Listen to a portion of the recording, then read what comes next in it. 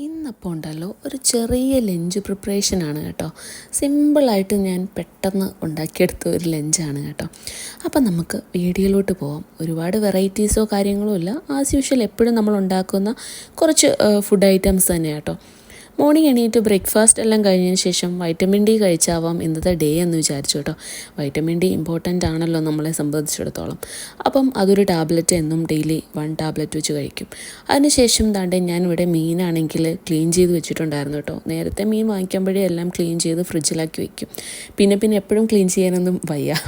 അപ്പം താണ്ടെ ഞാൻ വിചാരിച്ച് അയില മീനാണ്. അപ്പം നന്നായിട്ട് നല്ല മുളകും കുരുമുളകും ഉപ്പും മഞ്ഞൾപ്പൊടിയൊക്കെ ചേർത്തങ്ങ് വറുത്തെടുക്കാമെന്ന് വിചാരിച്ചു കേട്ടോ. അപ്പോൾ അതിനുള്ള മസാല തേച്ച് പിടിപ്പിക്കലാണ് ഇനി അടുത്ത പണിയെന്ന് പറയുന്നത്. ഇതൊരു ഒന്നൊന്നര പണി. എനിക്ക് ഈ മുളക് ഇങ്ങനെ കൈകൊണ്ട് ഇങ്ങനെ എടുക്കുമ്പോൾ എനിക്ക് വല്ലാത്ത എന്തോ ഒരു ഫീലിംഗ് തോന്നും കേട്ടോ. എന്ന് വെച്ച് കഴിഞ്ഞാൽ കൈയൊക്കെ ഇങ്ങനെ പുകയുന്ന പോലെയൊക്കെ തോന്നും. എന്താണെന്ന് അറിഞ്ഞുകൂടെ അങ്ങനെ. ചിലപ്പോൾ ആക്ച്വലി പുകയുന്നതായിരിക്കാം കൈ. ഓക്കെ, അപ്പോൾ അതെല്ലാം മാരിനേറ്റ് ചെയ്ത് കുറച്ച് നേരം മാറ്റി വെച്ചതിന് ശേഷം ദാണ്ട് നമ്മുടെ പാനിലോട്ട് നല്ല എണ്ണയൊക്കെ ഒഴിച്ച് അതിലോട്ട് നമ്മൾ മസാല പുരട്ടി വെച്ചിരുന്ന അയിലമീനുണ്ടല്ലോ അതെടുത്ത് അങ്ങോട്ട് വെച്ച് കൊടുത്തിട്ടുണ്ട് കേട്ടോ. അപ്പോൾ അതവിടെ ഇരുന്ന് നന്നായിട്ട് ലോ ഫ്ലെയിമിൽ നല്ല ക്രിപ്സി ആയിട്ട് വരട്ടി എന്ന് വിചാരിച്ചു കേട്ടോ. ആ സമയം കൊണ്ട് എൻ്റെ ഫേവറേറ്റ് കറി ഉണ്ടാക്കാനുള്ള തന്ത്രപ്പാടിലാട്ടോ ഞാൻ. എന്ന് വെച്ച് കഴിഞ്ഞാൽ എപ്പോഴും എനിക്ക് ഈ ഉരുളക്കിഴങ്ങ് ഞാൻ നേരത്തെ പറഞ്ഞിട്ടുള്ള പോലെ എനിക്ക് പല വെറൈറ്റിയിൽ കഴിക്കാൻ ഭയങ്കര ഇഷ്ടമാണ്. അപ്പം ആകെ ഒരു ഉരുളക്കിഴങ്ങേ ഉണ്ടായിരുന്നുള്ളൂ, എന്നാലും കുഴപ്പമില്ല എന്ന് വിചാരിച്ചു ഞാൻ അതൊന്ന് ക്ലീൻ ചെയ്ത് വൃത്തിയാക്കി അരിഞ്ഞെടുക്കുന്നുണ്ട് കേട്ടോ. കഴിഞ്ഞ ദിവസം വെച്ച പോലെയല്ല ഈ ദിവസം ഇന്ന് ചില വ്യത്യാസങ്ങൾ ഞാൻ വരുത്താൻ പ്ലാൻ ചെയ്തിട്ടുണ്ട് കേട്ടോ.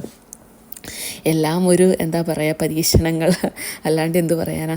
അപ്പോൾ അതിലോട്ട് കുറച്ച് സവാള കൂടി അരിഞ്ഞിട്ടിട്ടുണ്ട്. ആ സമയം നമ്മുടെ മീൻ ഇവിടെ അത്യാവശ്യം ക്രിപ്സി ആയിട്ട് വന്നിട്ടുണ്ട് കേട്ടോ. അപ്പോൾ ഒന്ന് മറിച്ചിട്ടേക്കാമെന്ന് വിചാരിച്ചു കേട്ടോ. അതാണെങ്കിൽ എണ്ണയൊക്കെ ഇങ്ങനെ മുഖത്തോട്ട് ചീറ്റി വരുമായിരുന്നു. ഓക്കെ, അങ്ങനെ അതാണ്ട് നമ്മുടെ മീൻ ഫ്രൈ ഇവിടെ റെഡിയായി കഴിഞ്ഞു കേട്ടോ. നല്ല അടിപൊളി ടേസ്റ്റായിട്ട് എനിക്ക് തോന്നി. നല്ല മസാലയുടെയൊക്കെ ആ ഒരു ടേസ്റ്റ് നല്ലപോലെ ഉണ്ടായിരുന്നു കേട്ടോ. അപ്പം എന്തായാലും നല്ലതായിരുന്നു കേട്ടോ. എനിക്ക് ഒന്ന് ടേസ്റ്റ് ചെയ്ത് നോക്കണമെന്നൊരു ആഗ്രഹം. ഇത് കണ്ടിട്ട് എനിക്ക് എൻ്റെ എനിക്ക് കഴിച്ച് നോക്കാണ്ടിരിക്കാൻ സാധിച്ചില്ല കേട്ടോ. അപ്പം ഞാൻ കഴിച്ച് നോക്കി. ഇനി കഴിക്കുവാണെങ്കിൽ അത് ഫുള്ള് തീരുമെന്നത് കൊണ്ട് ഞാൻ സ്വയം കൺട്രോൾ ചെയ്തങ്ങ് മാറ്റി വെച്ചു കേട്ടോ. ഇനി നമ്മുടെ ഉരുളക്കിഴങ്ങ് മെഴുക്കുവരട്ടി ഉണ്ടാക്കാമല്ലോ.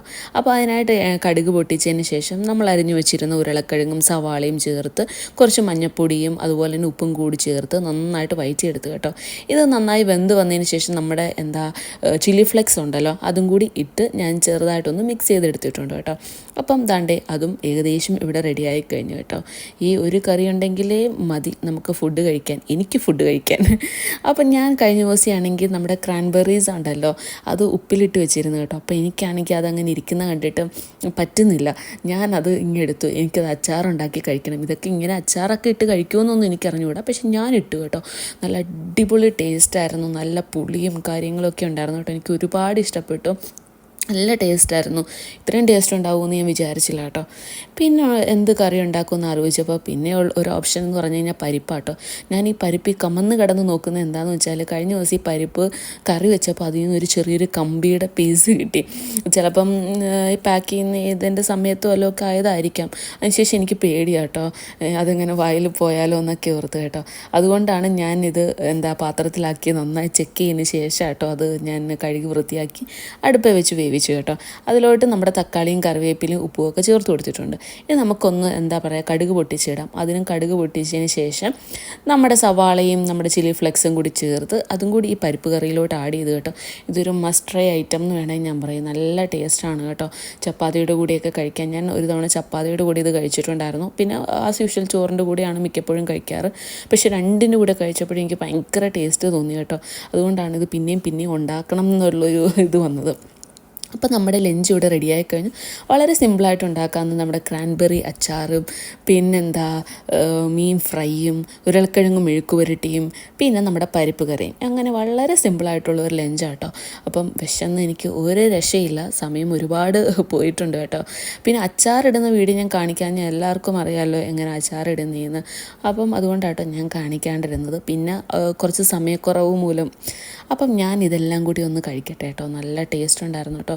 അച്ചാറിൻ്റെ കാര്യം ഞാൻ നേരത്തെ പറഞ്ഞ പോലെ